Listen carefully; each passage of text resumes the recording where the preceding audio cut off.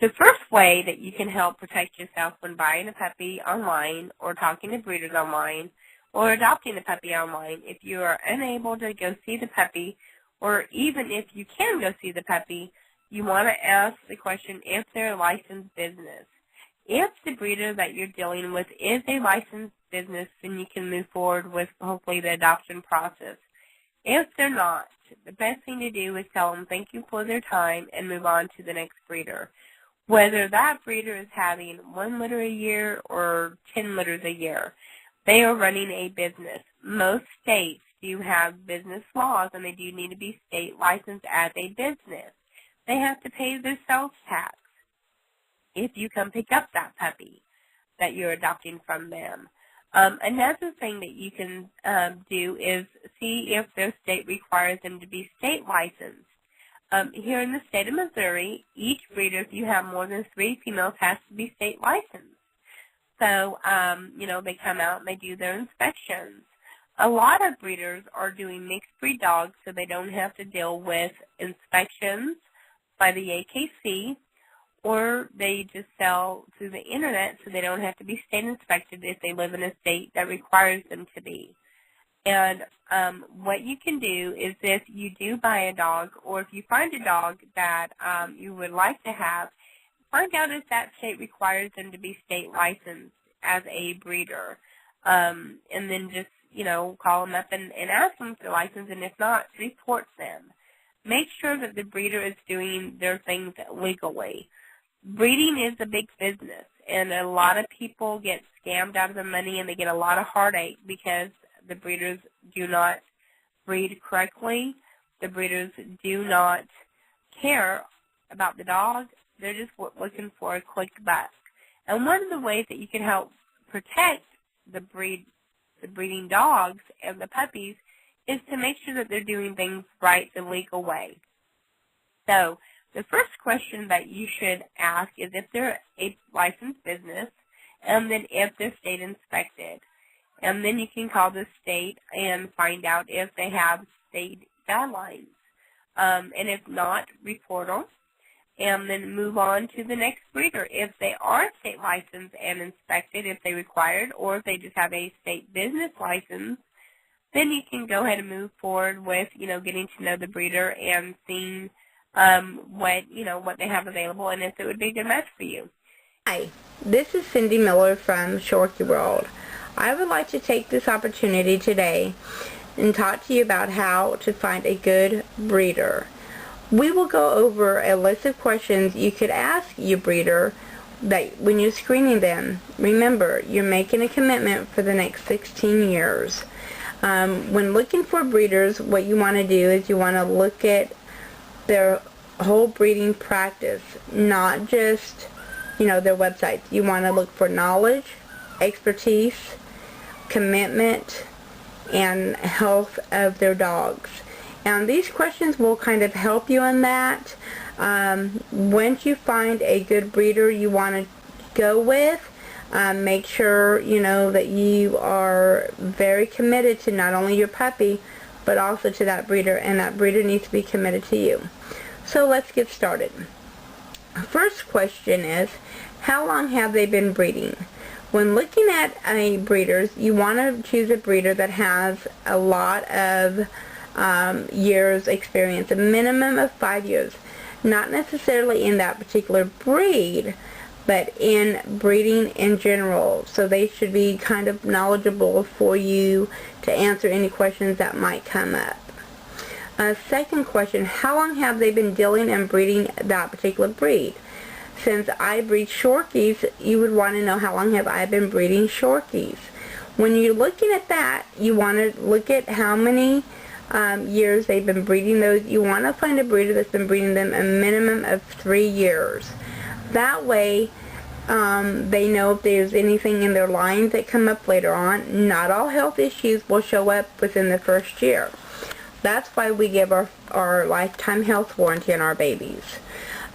Because we are committed to you as your breeder for the next 15, 16 years.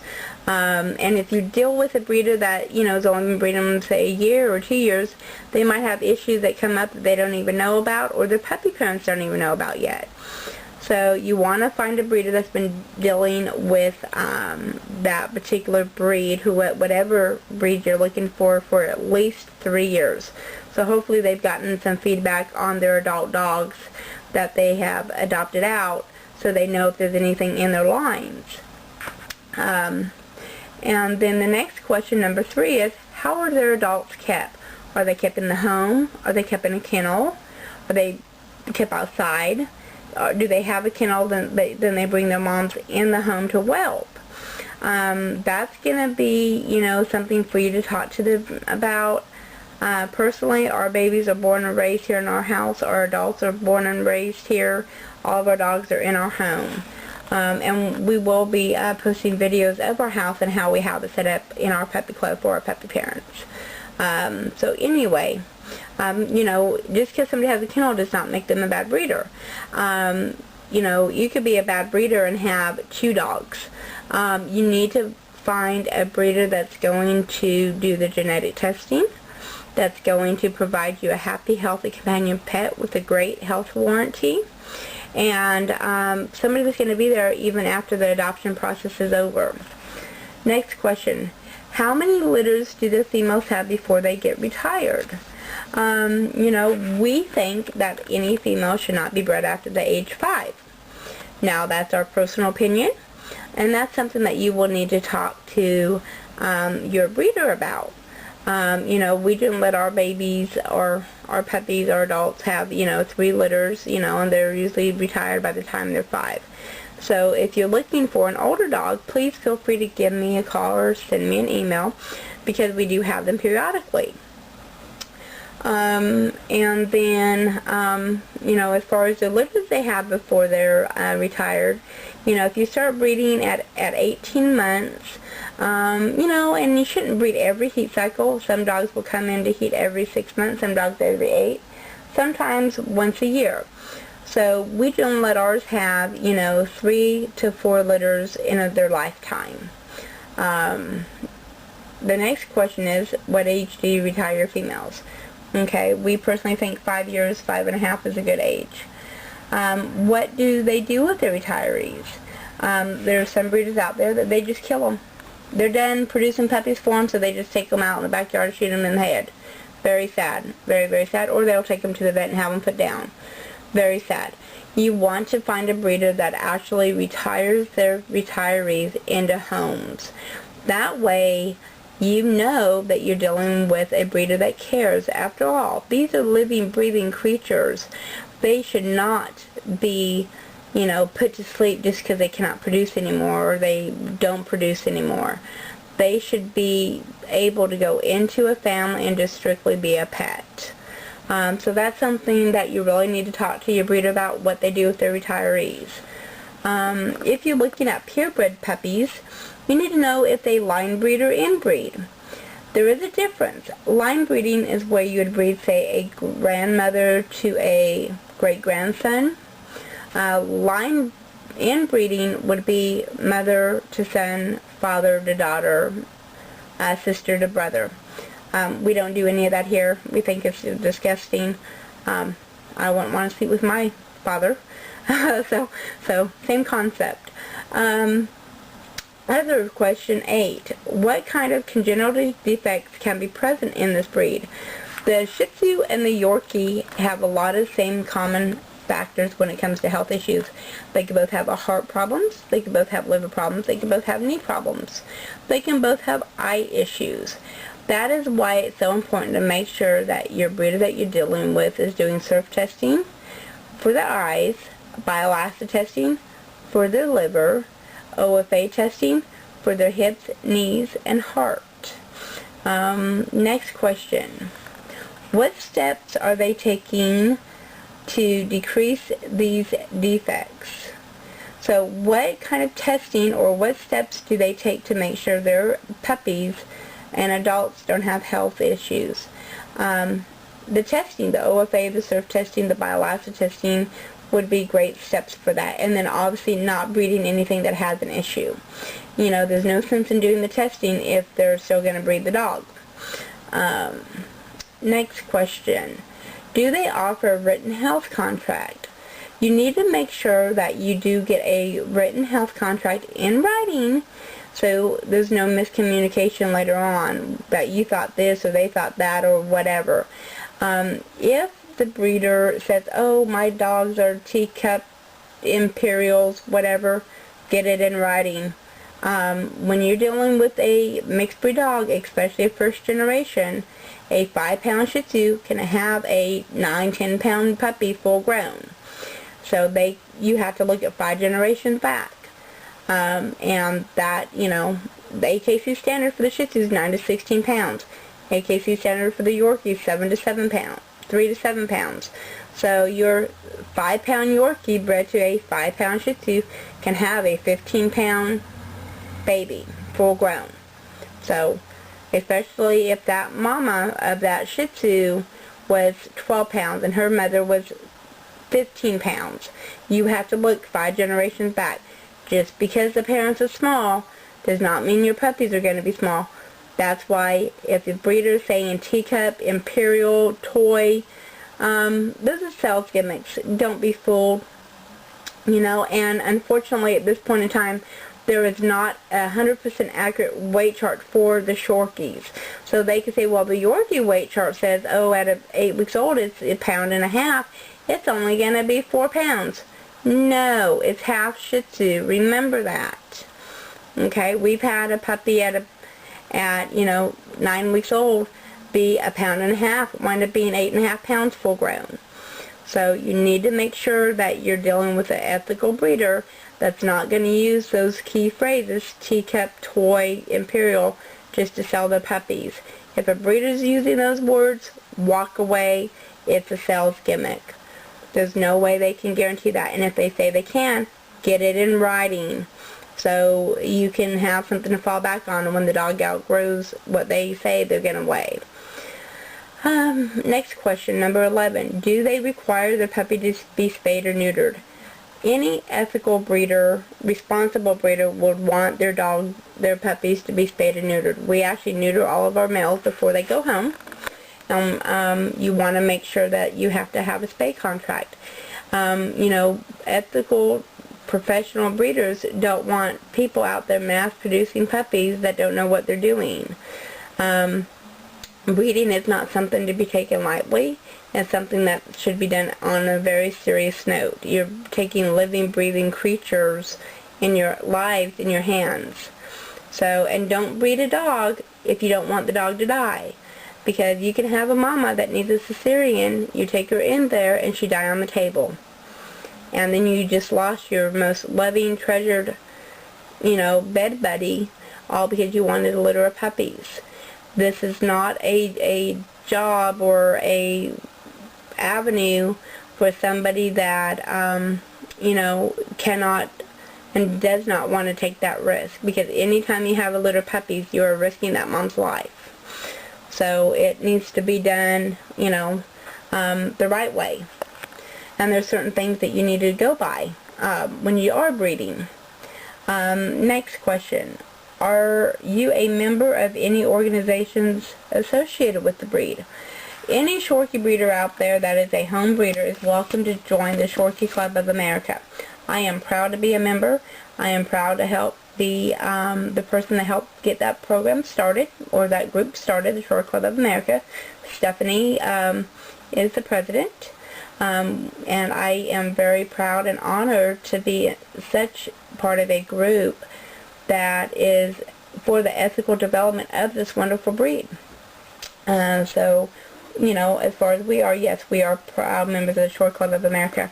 We are also members of some of our local associations here in Missouri as well. Next question, you know, and you want to see what kind of, you know, if they're dealing with Shih Tzus, then you want to see if they're AKC or if they're part of the Shih Tzu Club of America. There's several different clubs for different breeds, but they should be a member of at least one of those.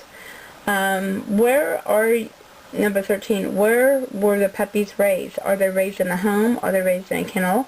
Are they raised outside? That's something to, you know, for you to ask and be knowledgeable of. Because what happens is if a puppy's raised outside and they're not socialized young, then you can have issues as they get older. Next question, how do you socialize your puppies? There's several different ways to socializing puppies. We believe puppies should start being socialized at 2 hours old.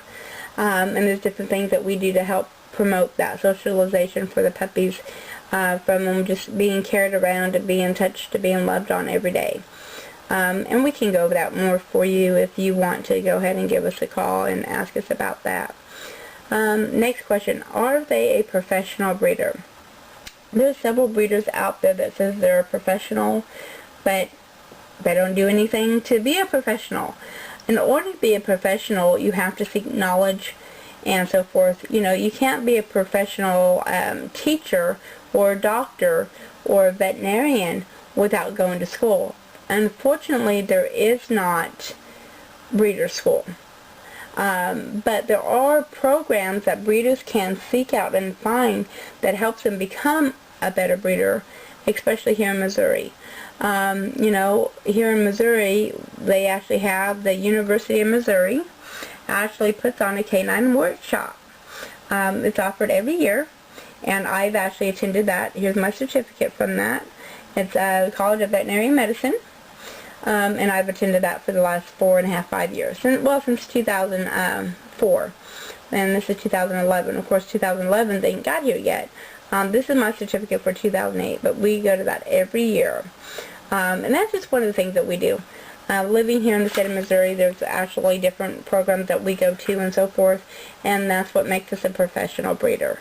We seek the knowledge of the professional veterinarians and the professional, and not just one, not just a cousin of mine or uncle of mine or a friend of mine that's a vet. I have great friends that are vets, but no, I seek knowledge of several different vets and organizations that help us be professional breeders. That's what a professional does. They seek the knowledge to become the best possible breeder they can. And that's what a professional breeder is. And it's also somebody that stands behind what they produce for more than just 6 months or a year. They want to be part of their families that their puppies go into. Next question, 16. What are your goals in breeding? You know, a lot of people will say, oh, well, you know, I don't have a goal in breeding. I'm breeding mixed breed dogs. No matter what breed you're breeding, you should always have a goal in mind. You shouldn't just be having litter puppies to have litter puppies. There has to be a goal in there.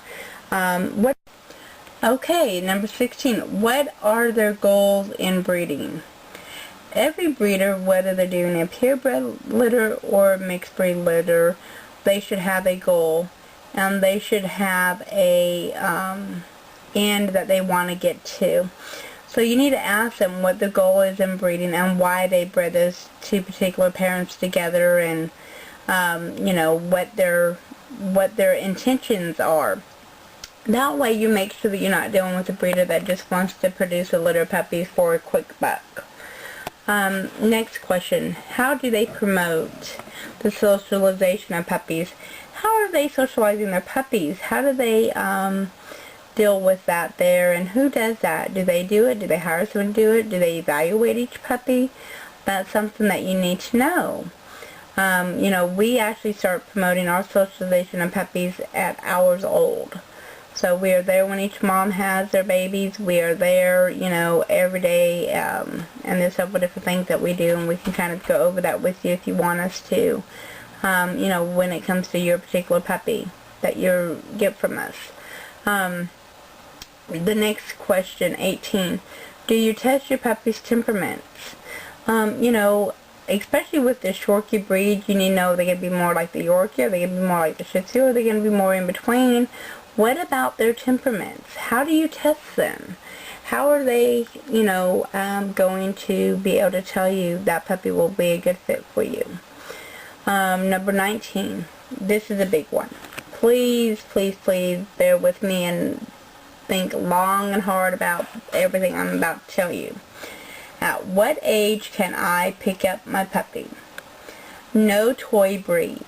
Yorkie, Shorkie, Shih Tzu, Maltese, Morkie, Poodle, anything under 10 pounds full grown. should be picked up prior to being 10 weeks old. We get phone calls from people all the time wanting to come out to my home and view my puppies when they're babies. It is not going to happen.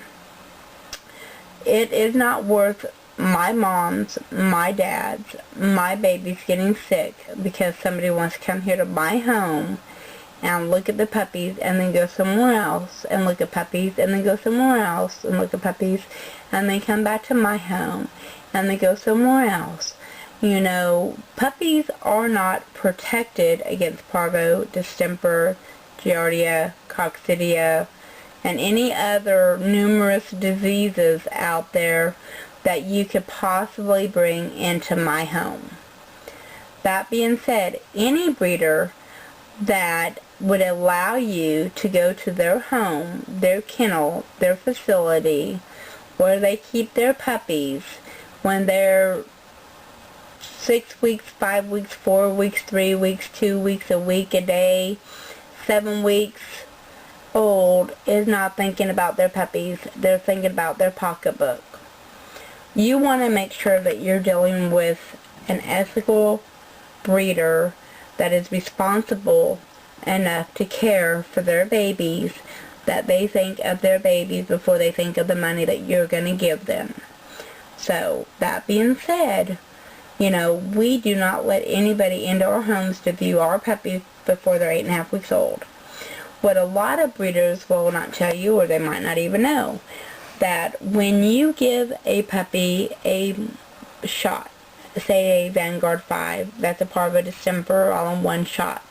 Now say you do that at 6 weeks old. That shot does not even take effect for 7 to 10 days.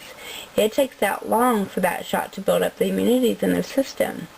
So, and they should have at least 2 of those before you come out to view them.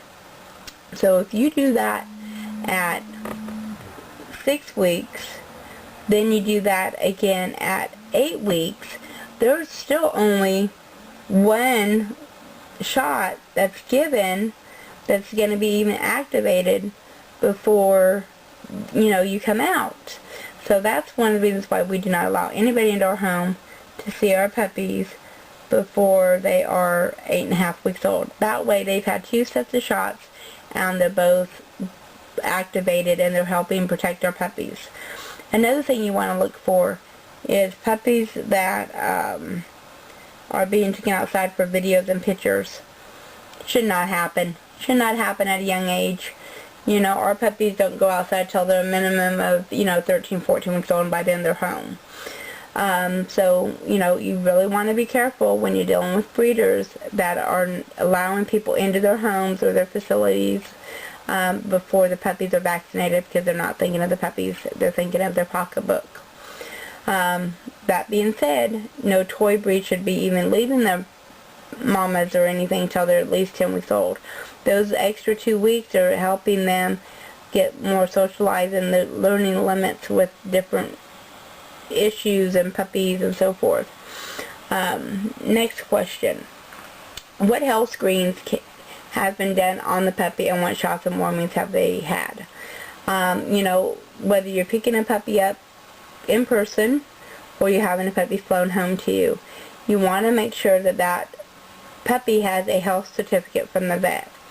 The health certificate is where the vet looks over the puppy and sees if they have any issues that they can tell by looking at the puppy. That is not any sort of genetic testing. That is nothing except for them looking at the puppy, checking their knees, seeing if they're loose, looking in their mouth, taking the temperature, to make sure they don't have any thing that looks like they can be sick.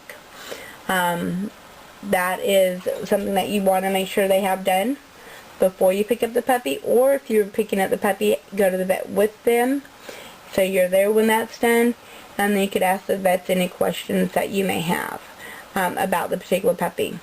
As far as shots go, they should have at least 2 sets of shots before you get a puppy. You don't want to take a puppy when it's only had 1 set of shots. You want them to have at least 2 sets. And you want to make sure that puppy has been warmed several times, because puppies get worms. They're born with worms. That is a continuous thing that you need to do for the first, 5 months, 6 months of life, is worm a puppy on a regular basis. And your vet could tell you what wormer would be best and how often and so forth. Next question, do you have references that you may contact over a period of years? Do they have references? You want to go ahead and do references from a couple years prior, because, they could have a healthy puppy but not a healthy adult. The adult might have grown up and might have weak knees, or it might develop a heart issue, or, there's a number of things that could have showed up. So you want to talk to some references from a few years ago, and that's one of the reasons why you want to deal with a breeder that has some experience and has been breeding the breed that you're choosing for a while, because you want to make sure that, they're not having health issues. One of the ways that you could do that is, make sure you choose a breeder that does their testing, that their adults don't have any issues, and so forth. That being said, we welcome you to visit ShorkieWorld.com. We do have the most adorable Shorkie puppies in the world, where they are home raised. All of our parents are OFA tested, bioacid tested. I hope these questions will help you find a good breeder for whatever breed that you're looking for. The most important thing is take your time. If a breeder wants you to hurry up and send money, don't go through with them. Take your time. You're making a commitment for the next 16 years, and if that breeder cannot understand that, then you probably do not need a dog from them. We welcome you to email me your questions or give me a call, and we will talk to you soon, hopefully. And we wish you the best of luck in your search for your new family member. Thank you. Bye-bye.